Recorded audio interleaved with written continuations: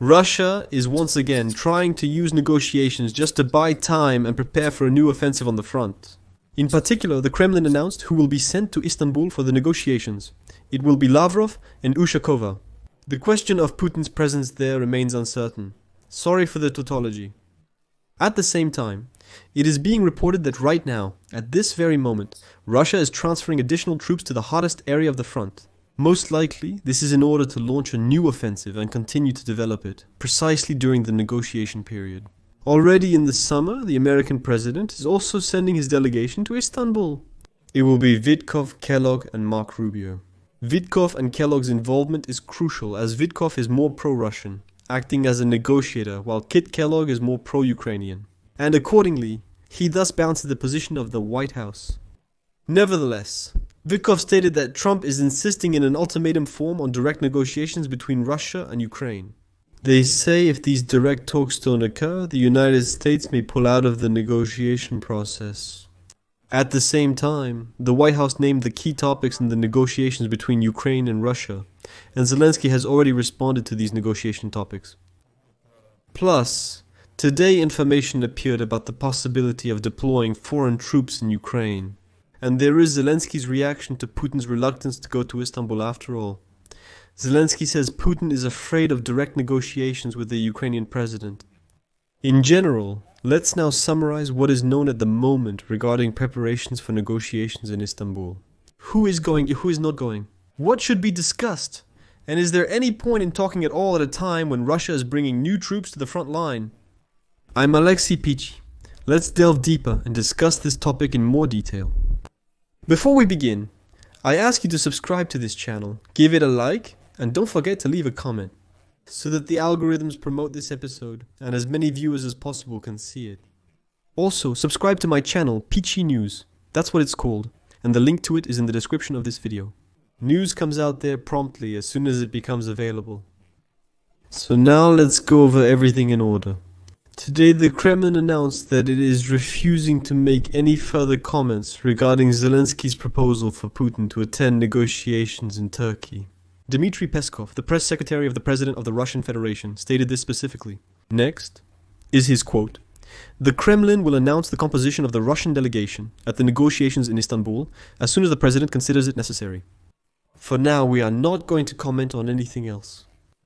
According to him, Europe's approach to the issue of Ukraine is allegedly aimed at continuing the war and contrasts with the approach of Moscow and Washington. This is already an attempt, to drive a wedge between Brussels and Washington. Europe is fully supporting Ukraine and cannot claim to be balanced in the negotiation process, according to Peskov. Meanwhile, according to unconfirmed reports from Russian sources, Russian Foreign Minister Sergei Lavrov will still head the Russian delegation at the negotiations in Istanbul on May 15th.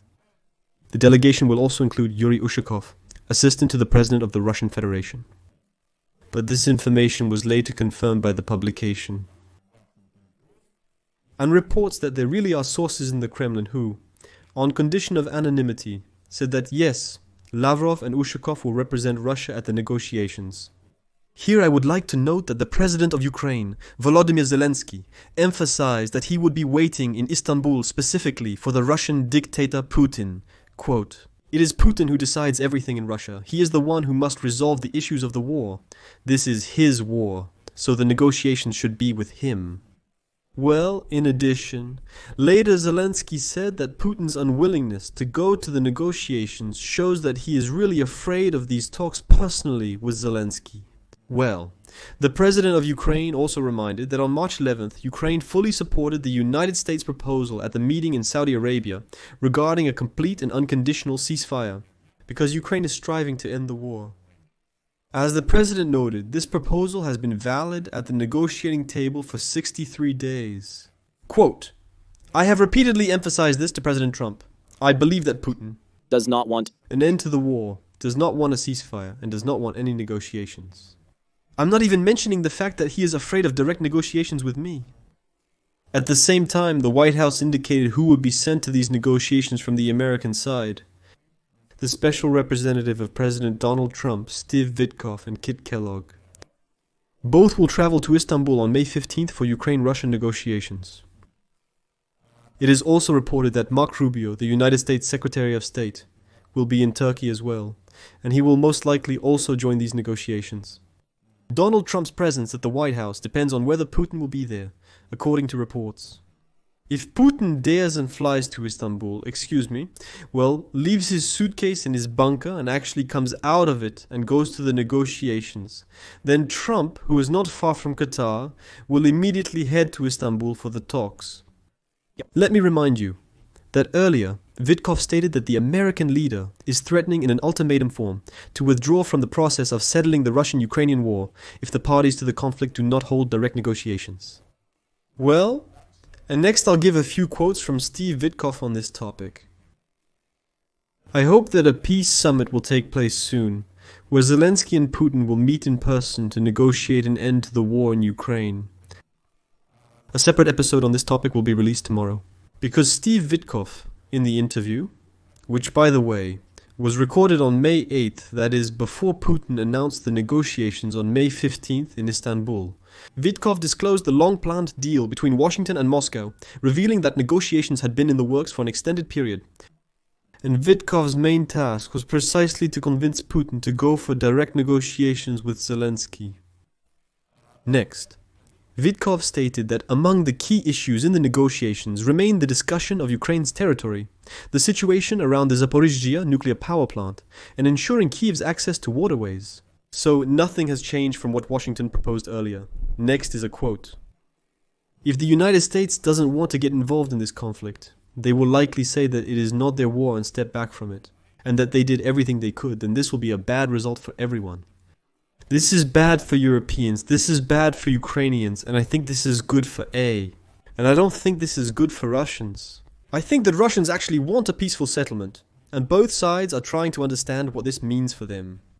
Our task is to bring them together in one room and show them that the alternatives to a peaceful settlement here are bad for everyone. This is our job.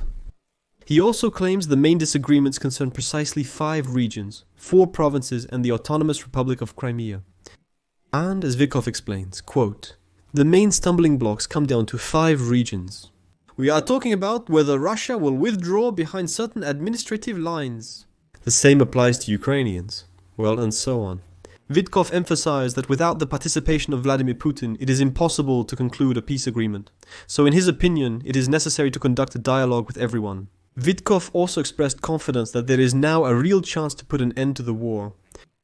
Ukrainian President Volodymyr Zelenskyy reacted to Vitkov's statements. And during today's briefing, he said that he would look at Vitkov's statement not through the prism of what is happening now, but through the prism of what happened before. He added that certain signals from representatives of the United States had been voiced before as well. Quote, as for these points that you mentioned, we have seen them. What I told you were the corresponding signals from the United States when there were meetings, I think either in London on April 23rd or in France on April 17th, when the United States was giving such signals. I understand them. He also noted that these signals came from intelligence agencies and from various participants in the negotiation process. Quote, I think these are above all signals to Russia. In my view, this is ideologically comparable to the approach to the Zaporizhzhia station, water access and similar matters. That is, I think, yes, to make some kind of compromise, but at the same time not to make any compromise at all. Why? Because, as I have already emphasized, the Zaporizhzhia station today is a very complex facility, and only the Ukrainian side will be able to operate it. Well, moving on. He added that it is simply impossible to restore the operation of the Zaporizhzhia nuclear power plant just like that, and that it could take at least 2 to 2.5 years. Moreover, it is still unknown how much investment will be needed to restart this plant. At the same time, Zelenskyy noted that Ukraine wants to bring the plant back under its control.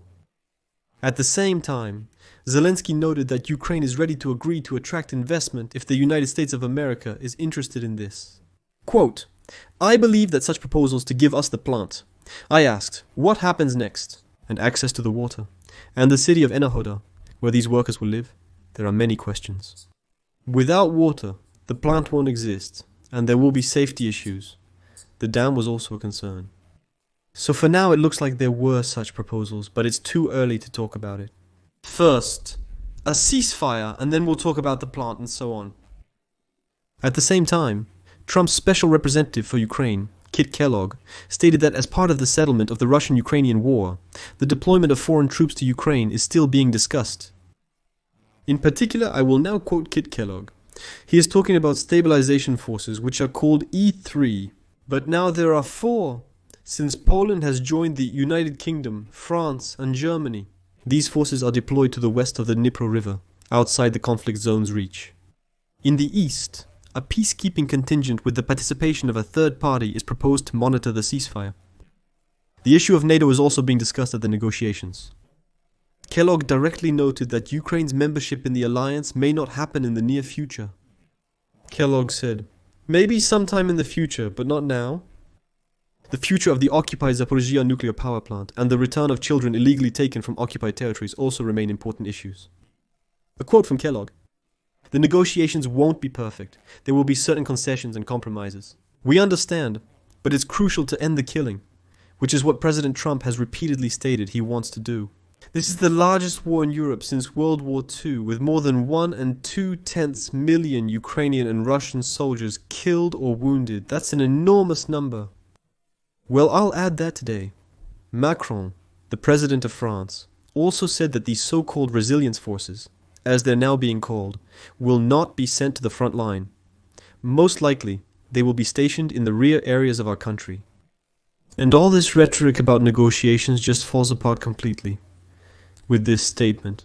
Today, the Financial Times writes that instead of demonstrating readiness for peaceful negotiations, Russia is redeploying forces to key hotspots on the battlefield in Ukraine. Apparently, Russian forces are preparing for a larger-scale offensive. It is noted that, according to the Ukrainian monitoring project Deep State, this week Russian forces have captured more territory in the eastern part of Donetsk region, especially around the cities of Pokrovsk and Toretsk.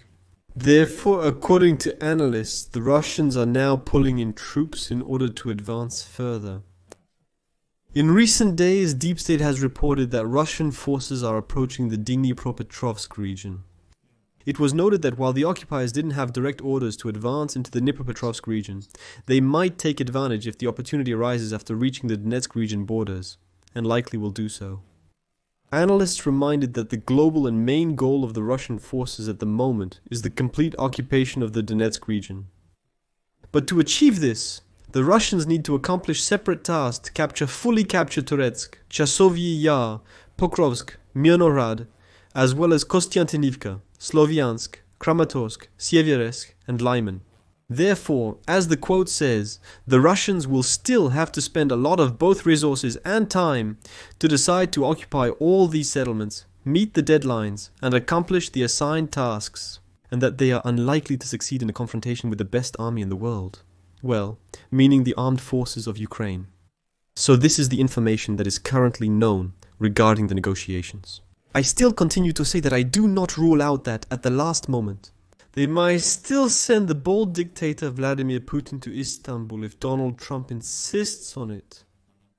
Now we see from the rhetoric of White House representatives, they say that without Putin, these negotiations will not yield anything, will not lead to any result.